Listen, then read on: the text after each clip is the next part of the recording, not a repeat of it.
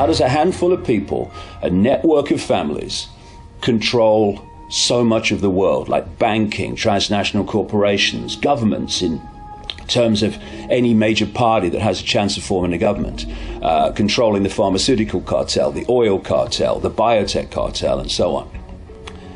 The point to make is that this has not been going on for a few years or a few decades, and thus they have had time to build a global structure, which we have today, that allows the few to control the many in a very simple way once the structure's in position. What they've done is create a secret society and bloodline family version of a transnational corporation.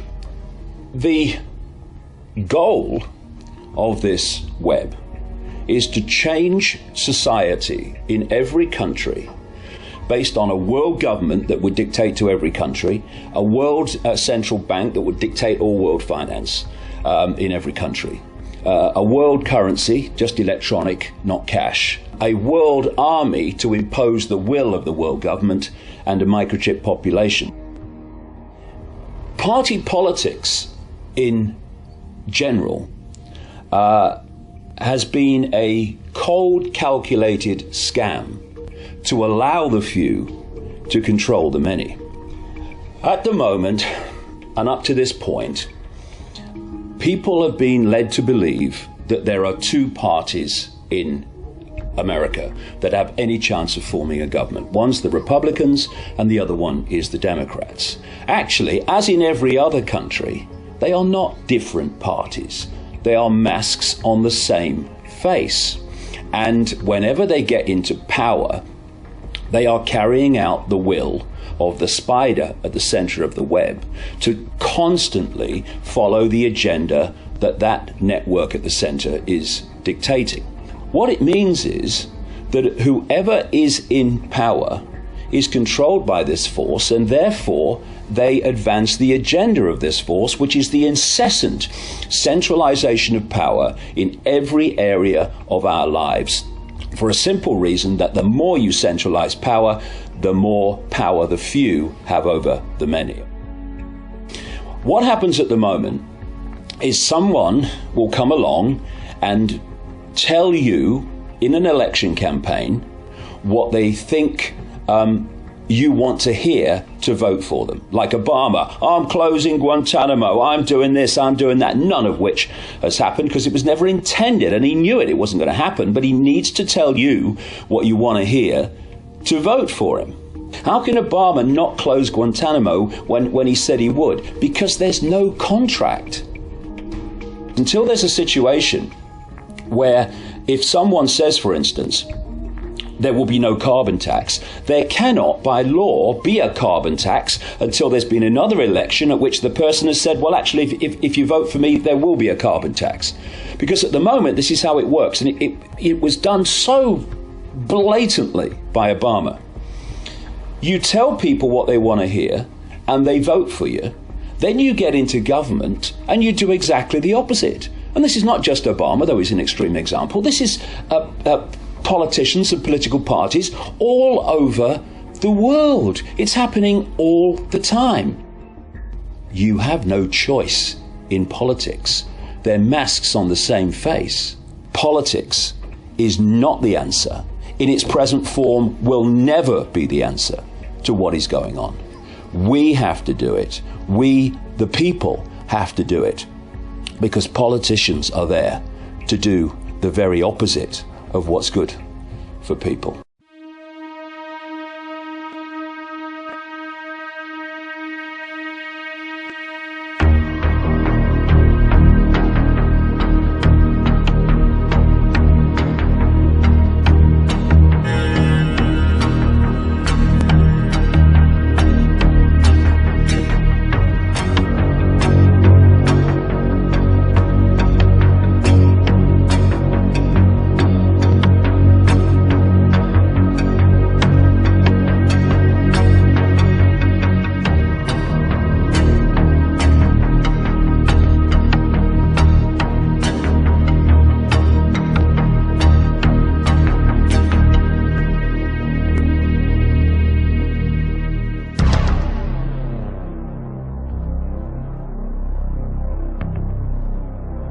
People in Europe need to understand that there is a war that is becoming global, that is being waged against civilian populations in particular. It is a form of neo-imperialism and neo-colonialism which aims to divide and conquer European and Middle Eastern and African and the world's population, for that matter, and to make them submit to a global order that does not serve the interests of most of the people on this planet, but that does serve the interests of a very few ruling elite, a very small, tiny, and particularly tyrannical ruling elite. There is no war on terror. There is a war that is being waged using proxy groups, terrorist proxy groups, and they are being used against nation states. In a period of mass unemployment and austerity, you now have terrorist attacks being committed by terrorists funded, armed and trained by Western intelligence agencies. There is no such thing as ISIS. ISIS is a creation of the United States. We know that from official sources of the US military themselves. Declassified documents from the Defense Intelligence Agency have confirmed that. And the French government is now attempting to drum up support for more military intervention in Syria. And what they want to do is they want to get in on the game. The game is almost lost. The Russians have routed much of the Islamic State. You now have Islamic State militants coming into Europe disguised as refugees. That will destabilize Central Europe.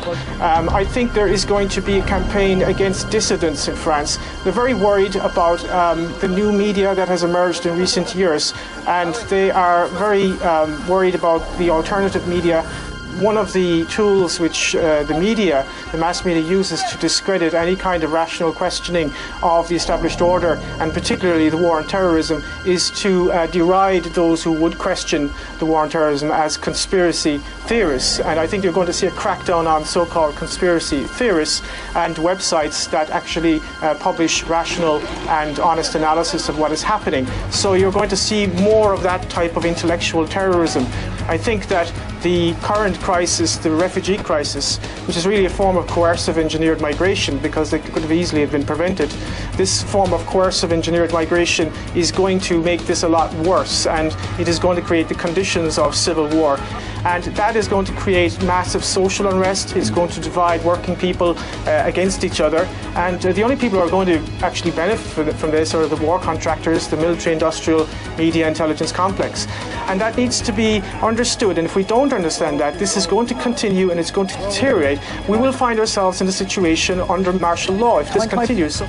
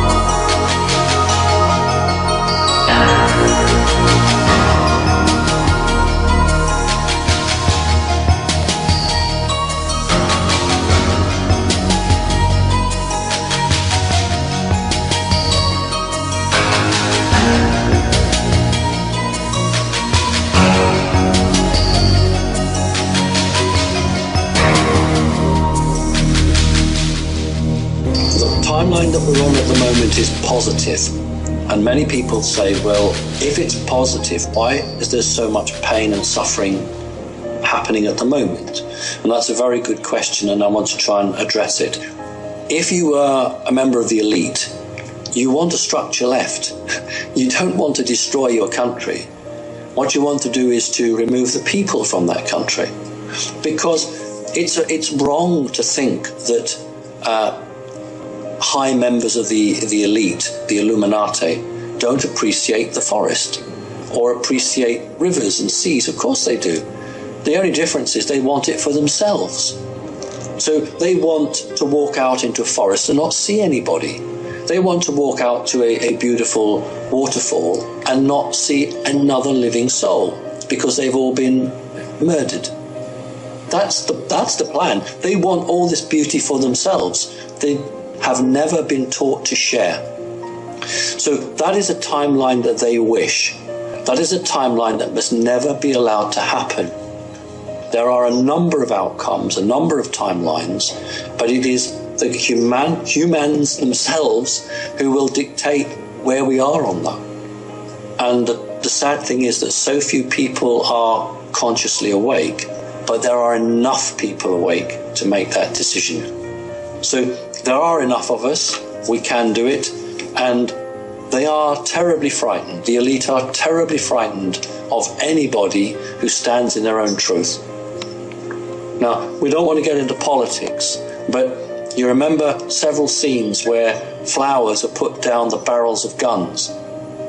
That is a nightmare to the elite, absolute nightmare, because if you retaliate with violence, then those soldiers will retaliate with violence, and everything is seen as equal.